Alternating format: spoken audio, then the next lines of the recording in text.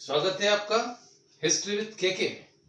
और आज हम लोग कक्षा 12वीं की इतिहास की पुस्तक जो कि एनसीईआरटी की है उसके पाठ 2 जिसका नाम है राजा, किसान और नगर, इसका अध्ययन करेंगे। पिछली वीडियो में हमने जो कि पाठ 1 था उसमें हमने सिंधु सभ्यता के बारे में पढ़ा था और इसका जो पीरियड था, जो टाइम था, वो 2600 से लेकर के 1750 ईसा पूर्व का माना गया। इसके बाद फिर इतिहास में एक परिवर्तन आता है और जैसे वो अपन ने देखा था कि नगरी सभ्यता थी, उसके बाद ग्रामीण सभ्यता, ग्राम सभ्यता, आर्यों की वैदिक सभ्यता का विकास हुआ। 4 वेद लिखे गए, ऋग्वेद, यजुर्वेद, सामवेद और अथर्ववेद। अब वैदिक काल के बारे में जब हम पढ़ेंगे तो उसके बारे में मैं पूरी इस पर जानकारी आपको दूंगा। तो वैदिक काल कृषि का भी प्रारंभ हुआ, कृषि के नए नए तरीके अपनाए गए। कुछ धीरे धीरे जो कबीलाई राज्य थे वो बड़े होने लगे, राजा अस्तित्व में आए और कई प्रकार के ग्रंथ लिखे गए, कई प्रकार के अभिलेख तैयार किए गए। लेकिन इसमें समस्या सबसे बड़ी ये थी कि उनमें से बहुत सारों का अध्ययन नहीं कर पा रहे थे, उनको पढ़ नहीं पा रहे थे, उनकी लिपि का कोई ज्ञान नहीं था। तो इस दिशा में एक कार्य हुआ 1837 में और वो कार्य किया, नाम आता है जेम्स प्रिंसेप का। अब परीक्षा में आपसे पूछा जाएगा जेम्स प्रिंसेप कौन थे। तो James Prinsep east India company के एक अंग्रेज अधिकारी थे और उनकी सबसे विशेषता क्या थी, सबसे बड़ी बात क्या थी कि उन्होंने ब्राह्मी और खरोष्टी लिपि को पढ़ने में 1837 में सफलता हासिल की। अब आप पूछेंगे कि ये जो ब्राह्मी और खरोष्टी जो लिपि है ये क्या थी। वैसे तो आप देखेंगे कि एक पाली भाषा भी होती है, पाली भाषा के बहुत सारे ग्रंथ थे और प्राकृत भाषा। तो यहाँ इन चारों के बारे में जान लेना आपके लिए जरूरी है। तो कौन सा? ब्राह्मी लिपि, ब्राह्मी लिपि। दूसरा हम क्या कह रहे हैं? खरोष्टी, खरोष्टी लिपि। और एक है यहाँ पाली और दूसरी है प्राकृत, ये भाषाएं। तो इस समय के जो ग्रंथ मिले हैं हमें वो कुछ इस तरह के ज्यादा हैं, जिनमें ब्राह्मी तो लिपि है। तो ब्राह्मी और खारोष्टी, ये जो अशोक के अभिलेख, मौर्यकालीन शासक अशोक के जो अभिलेख हैं वो ज्यादातर इसी में मिलेंगे आपको, ब्राह्मी लिपि में मिलेंगे। ब्राह्मी लिपि के ही अभिलेख है, अभी मैं आपको बताऊंगा अभिलेख क्या होते हैं। और खारोष्टी दूसरी लिपि थी। अब इन दोनों की विशेषता क्या है कि ब्राह्मी लिपि को अगर आप देखें तो ब्राह्मी लिपि में जैसे मैं लिख रहा हूं बाएं से दाएं, इस तरह से इसको लिखी जाती है। और जो भारतीय भाषाएं हैं जैसे हिंदी है, पंजाबी है, मराठी है, गुजराती है, ये जो भाषाएं हैं इन सब का, इसकी लिपि जो है उसका उदय यदि देखें तो ब्राह्मी लिपि से ही हुआ है। तो ये तो समझ में आ रही। लेकिन जो खरोष्टी लिपि है ये कुछ अरबी फारसी की तरह लिखी जाती है और ये दाएं हाथ से बाएं हाथ की तरफ लिखी जाती है। तो कुछ अंतर है दोनों में, ब्राह्मी में और खरोष्टी में। तो ये उस प्रारंभिक लिपियां हैं जिनको पढ़ नहीं पा रहे थे और ये अरबी फारसी के जो ग्रंथ थे इनके माध्यम से खरोष्टी लिपि को पढ़ने में सफलता मिली। तो ये जो 3 लिपियां थी, 2 लिपि ब्राह्मी और खरोष्टी। अब ये ब्राह्मी लिपि में जैसा मैंने बताया कि इसमें बौद्ध ग्रंथ लिखे गए। खासकर अगर आप देखें तो अशोक के ज्यादातर जो अभिलेख मिले हैं उनकी लिपि कौन सी है? ब्राह्मी लिपि। और खरोष्टी में बहुत सारे इस तरह के सिक्के मिले हैं, उन सिक्कों पे खरोष्टी लिपि का उपयोग हुआ है। यूनानी जो सिक्के हैं यूनान के, उनमें खरोष्टी लिपि मिलती है। अगर हम पाली भाषा की बात करें तो बौद्ध ग्रंथ जो हैं वो पाली भाषा में ही लिखे गए हैं। आपको जो हमने बौद्ध ग्रंथों पर वीडियो बनाई है बौद्ध धर्म पर, उसमें जानकारी मिलती है। विनय पिटक, सुत पिटक, अभिधम पिटक। और जो प्राकृत भाषा है, प्राकृत को अगर आप देखें तो प्राकृत का मतलब क्या हुआ?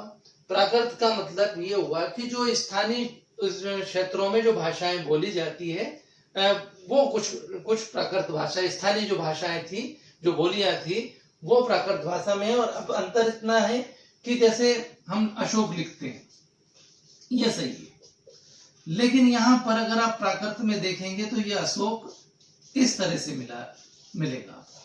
सा का उच्चारण ये सा सरोते वाला सा मिलेगा, अशोक। तो इस तरह से ये प्राकृत भाषा का भी उपयोग हुआ है, पाली का हुआ है। और ये 2 लिपियां थी, ब्राह्मी लिपि और खरोष्ठी लिपि। आधुनिक समय में वर्तमान में जो हम हिंदी लिखते हैं वो देवनागरी लिपि है। तो ये यहाँ पर जेम्स प्रिंसेप ने जब इसको पढ़ लिया तो इससे हमें इतिहास की बहुत सारी जानकारियां मिली। अभिलेखों को पढ़ने में हमें काफी हद तक सफलता प्राप्त हुई। अब इससे क्या हुआ, इससे क्या आगे मिला कि अभिलेख जो थे उनको पढ़ने में सफलता मिली। अब आप कहेंगे कि अभिलेख क्या है, अभिलेख क्या है और अभिलेख कैसे पढ़ते हैं, इनकी क्या समस्याएं हैं, इस पर आपसे प्रश्न परीक्षाओं में पूछे जाएंगे।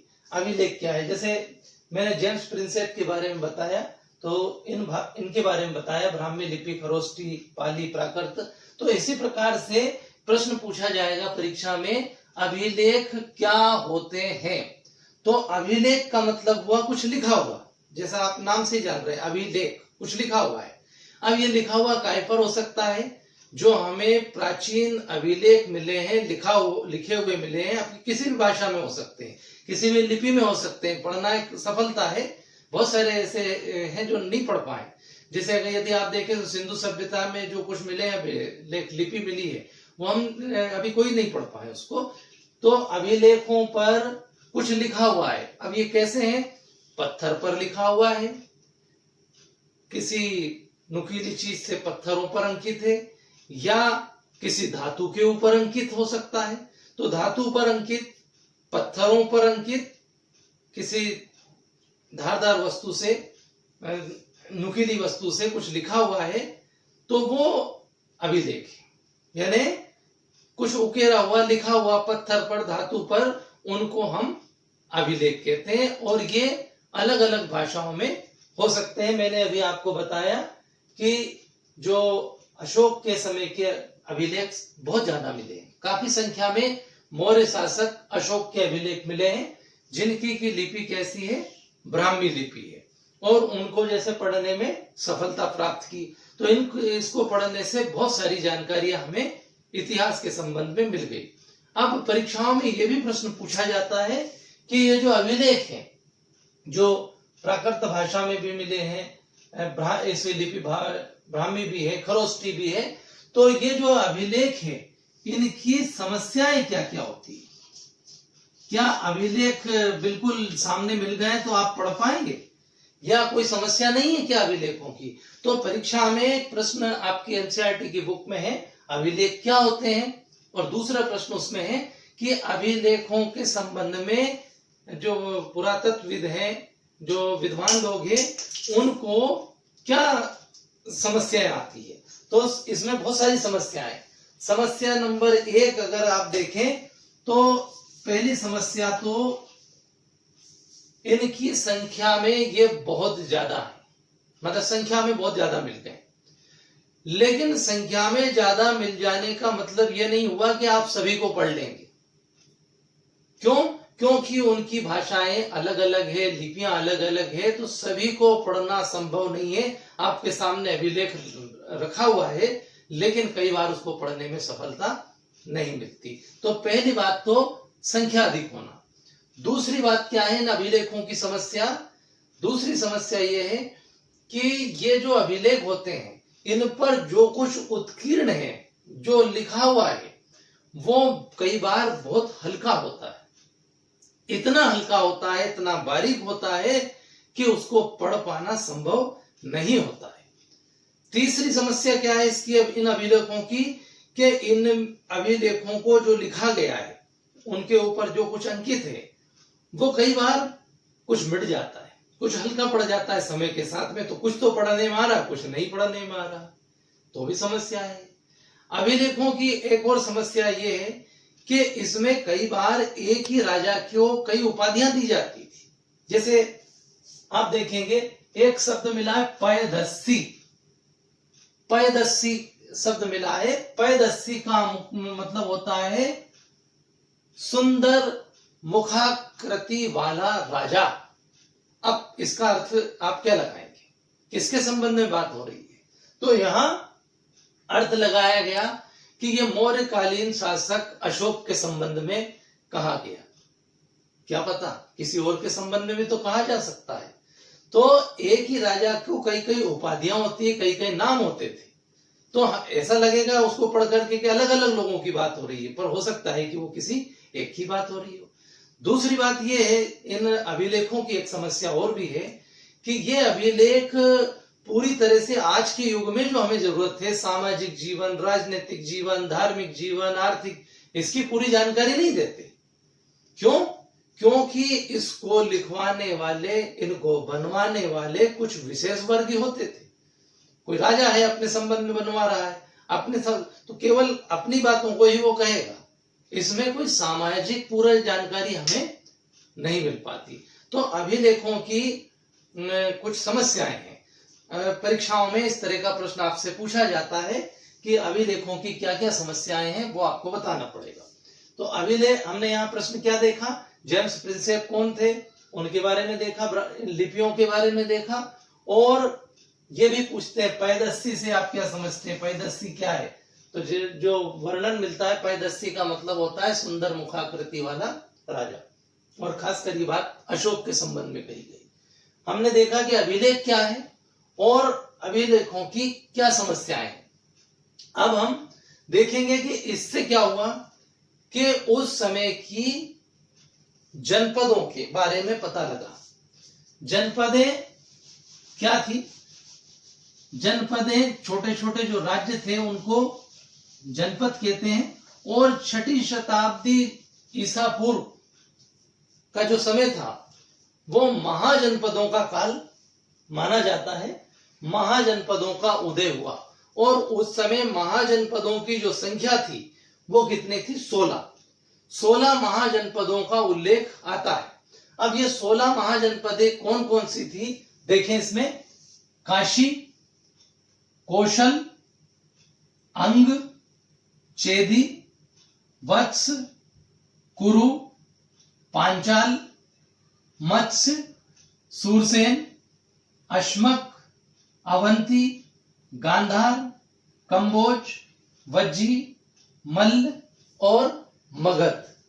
इनमें 14 जो महाजनपदें थी वो तो थी राजतंत्री, और 2 गणतंत्री थी। अब राजतंत्री और गणतंत्र का मतलब समझ ले। राजतंत्र का मतलब होता है कि एक राजा है और उसका तंत्र है, मतलब उसके अधिकारी कर्मचारी हैं, पूरी व्यवस्थाएं हैं, तो उसको तो हम कहेंगे राजतंत्री।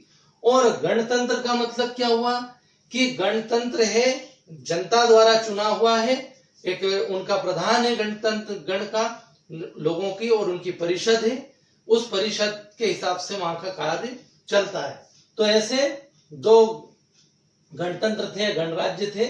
इनमें जो नाम आता है वो वज्जी और मल्ल का आता है। ये जो 16 महाजनपदें थी, इनमें 2 गणतंत्री थी और 14 राजतंत्रात्मक व्यवस्था थी। ये जो गणतंत्र था, इसमें 10 वर्ष के लिए एक व्यक्ति को चुनते थे जो सबसे योग्य होता था, उसके नीचे परिषद होती थी, और उस परिषद में कई सदस्य होते थे। 7-7 हजार सदस्यों तक का वर्णन मिलता है कि 7,000 तक सदस्य उसमें होते थे। तो इस तरह से ये 16 महाजनपदों का उदय हुआ। जनपद मतलब छोटे छोटे जो राज्य थे उनको मिला करके और बड़ी बड़ी विशाल राज्यों का निर्माण किया गया। ये विशाल जो राज्य थे वो क्या कहलाए? महाजनपद। और ये जो काल था वो महाजनपद युग के नाम से जाना गया, 6ठी शताब्दी ईसा पूर्व का।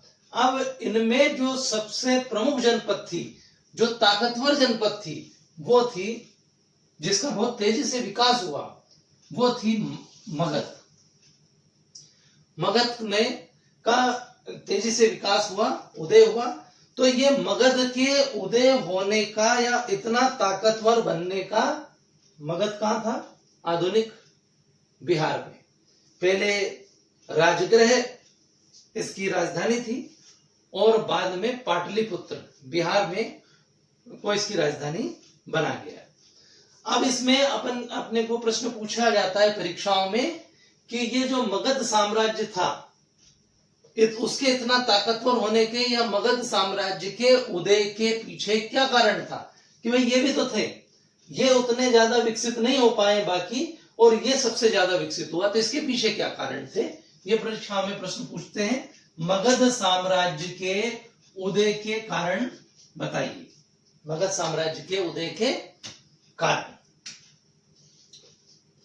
मगध साम्राज्य के उदय के कारण क्या कारण थे कि मगध साम्राज्य का उदय हुआ? पहली जो बात थी वो थी यहाँ की उपजाऊ भूमि। पहला जो कारण था जिसके कारण, तो अब ऐसा नहीं है कि यहाँ उपजाऊ नहीं थी, उपजाऊ तो थी, लेकिन यहाँ की भूमि ज्यादा उर्वरक थी।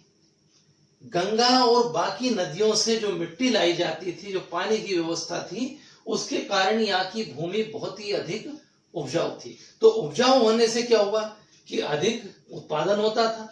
अधिक उत्पादन होगा तो स्वाभाविक है कि वहां की जनता की आर्थिक दशा बहुत अच्छी रहेगी।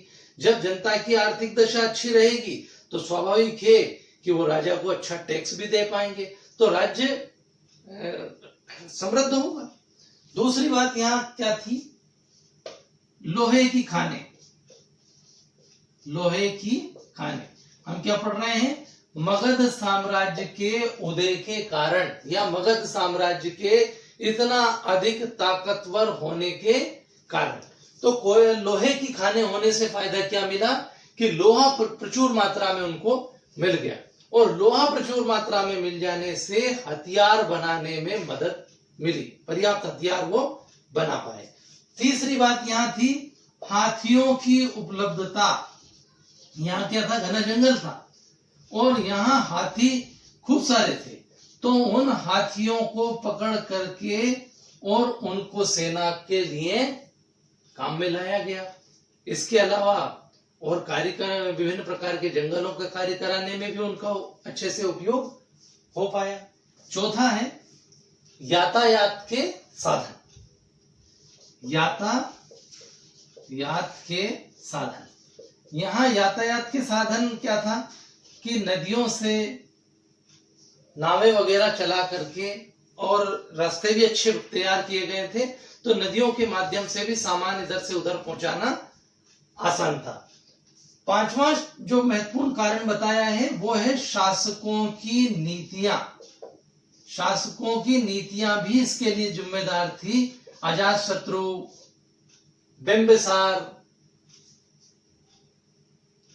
की जो नीतियां थी, वो नीतियां मगध साम्राज्य के उत्थान का कारण बनी। तो ये कारण थे जो आपको परीक्षाओं में लिखना है। मगध साम्राज्य के उदय के कारण उपजाऊ भूमि, लोहे की खाने, हाथियों की उपलब्धता, यातायात के साधन और शासकों की नीतियां, अच्छी नीतियां, जिसके कारण मगध साम्राज्य का तेजी से विकास हुआ। और ये सबसे परीक्षा में मान लीजिए आपसे ट्यू पूछ लिया कि 16 महाजनपदों में सबसे शक्तिशाली कौन था, किसका ज्यादा सबसे सर्वाधिक विकास हुआ, तो हम कहेंगे मगध। अब इसमें हमें देखना है कि ये जो महाजनपदें थी, इन महाजनपदों की क्या विशेषताएं थी या इनके क्या अभिलक्षण थे। आपकी एनसीईआरटी की बुक में ये प्रश्न दिया हुआ है कि महाजनपदों की अभिलक्षण बताइए या महाजनपदों की विशेषताएं लिखिए। क्या क्या विशेषताएं थी महाजनपदों की, तो आइए हम उनके बारे में देखें। तो महाजनपदें जितनी भी थी उनकी पहली विशेषता तो क्या थी कि सभी महाजनपदों में एक राजधानी होती थी। हर महाजनपद की एक राजधानी होती थी। जब मैं इन महाजनपदों के बारे में ही एक सेपरेट पीरियड अलग से पढ़ाऊंगा, तो एक वीडियो बनाएंगे, तो उनके बारे में फिर विस्तार से बताएंगे। जैसे काशी है तो इसकी राजधानी क्या थी, इसके ये पूरी जानकारी उसकी देंगे, कहाँ स्थित है, क्या विशेषताएं थी, कौन राज करता था, ये सब बताएंगे। लेकिन चूंकि अभी हम 12वीं क्लास के पाठ 2 को पढ़ रहे हैं और केवल 12वीं के स्टैंडर्ड से उसको पढ़ रहे हैं, तो ये विस्तार की जरूरत नहीं है, ये केवल 12वीं के बच्चों के लिए उपयोगी है पाठ। तो इसमें क्या होता था, एक तो राजधानी होती थी, हर एक जो भी महाजनपद है उसकी क्या होगी, एक राजधानी होती थी। और राजधानी की क्या विशेषता होती थी, राजधानी जहां होती थी वहां राजा का निवास होता था, अन्य कर्मचारी अधिकारियों का निवास होता था, किलेबंदी होती थी, सैनिक होते थे, और नगर के राजधानी के आसपास परकोटा होता था, मतलब 4 दीवार होती थी बाउंड्री की तरह, उसके बाहर खाइयां होती थी बहुत, जिनमें पानी भरा होता था। तो इस तरह से उसको पूरी तरह से सुरक्षा प्रदान की जाती थी। कहां पर, जो राजधानी होती थी, एक राजधानी होती थी। दूसरी हम इसमें कहेंगे कि यहां पर राजतंत्रात्मक या राजतंत्र और गणतंत्र दोनों तरह की का साम्राज्य देखने को मिलता है। तो इसमें राजतंत्रात्मक और गणतंत्रात्मक दोनों प्रकार की विशेषताएं देखने को मिलती है। लेकिन अब परिवर्तन क्या आ रहा था, परिवर्तन यह आ रहा था कि राजतंत्र के स्थान पर गणतंत्र को पसंद किया जा रहा था और गणतंत्र की तरफ लोग आ रहे थे। तीसरी विशेषता इसकी ये थी कि राजा जो था वो निरंकुश नहीं हो सकता था, निरंकुश नहीं, उसकी निरंकुशता पर नियंत्रण था। राजा निरंकुशता का मतलब है कि मनमानी नहीं कर सकता था। इसके लिए क्या होता था, इसके लिए यह था कि वर्तमान व्यवस्था की तरह समितियां बनी हुई थी, समितियां होती थी। और यदि आप उस समय के शहर की व्यवस्था को देखें तो आधुनिक जैसे नगर पालिकाएं होती है, इस तरह की नगर पालिका की तरह की व्यवस्थाएं होती थी, और गांव में ग्राम पंचायतों की तरह की व्यवस्थाएं होती थी। एक और बात क्या था, मतलब समितियां और स्थानीय प्रशासन, ये कह सकते हैं कि स्थानीय प्रशासन, जो नगर थे उनका प्रशासन आज की नगर पालिकाओं की तरह होता था, और जो गांव होते थे उनका आधुनिक ग्राम पंचायत की तरह प्रबंधन होता था। उनका मुखिया होता था, समितियां होती थी, सबके सहयोग से कार्य चलता था। अब इसमें आप देखेंगे कि एक राजा होता था, हर एक इसका मुखिया होता था। तो राजा, और राजा के क्या थे कार्य, अगर राजा के कार्य देखें तो उसका कार्य क्या था, प्रजा की रक्षा करना। प्रजा की रक्षा करने के अलावा जो नीचे के व्यापारी हैं, जो कृषक हैं, उन जो शिल्पी हैं, उनसे टैक्स वसूल करना भी राजा का एक कार्य होता था। साथ ही साथ राजा दूसरे राज्यों पर आक्रमण करके भी अपनी आर्थिक स्थिति को सुधारता था, अपनी आर्थिक स्थिति को बेहतर करता था। इसके अलावा टैक्स तो लगाता ही था, और राजा की सहायता के लिए विभिन्न प्रकार के कर्मचारी आदि उसमें होते थे। राजा हमने बताया कि निरंकुश नहीं हो सकता था। तो ये महाजनपदों की कुछ क्या है, अभिलक्षण या महाजनपदों की विशेषताएं, महाजनपदों के अभिलक्षण भी कहते हैं वो, और अभिलक्षणों के अलावा इसको विशेषता भी कह सकते हैं। तो विशेषताएं या अभिलक्षण क्या थे, प्रत्येक की एक राजधानी होगी, राजधानी का के अलावा उसका राजधानी की व्यवस्था के बारे में बताया, तो 5-6 इसकी विशेषताएं हमें लिखना है उसमें। तो हमने जो प्रश्न आज के लिए जो इसमें पढ़ा है वीडियो में, इसके में कुछ प्रश्न देख सकते हैं, या वीडियो के आखिरी में उसको एक फोटो डाल देंगे, वहां से भी आप उसको देख सकते हैं। अगली वीडियो में हम इसके आगे का पोर्शन देखेंगे कि किस तरह से मौर्य साम्राज्य अस्तित्व में आया, और मौर्य साम्राज्य के हमारे पास जानकारी के क्या साधन है, सिक्के या जो थे उनसे कैसे जानकारी मिलती है, कैसे गृहपति अस्तित्व में आए, उनका क्या होता था, ये सब बातें आगे की हम अगले वीडियो में देखेंगे। आप इस वीडियो को आप देखें, अपने दोस्तों को शेयर करें और दिए गए प्रश्नों के जवाब इसमें ढूंढें। Thank you very much.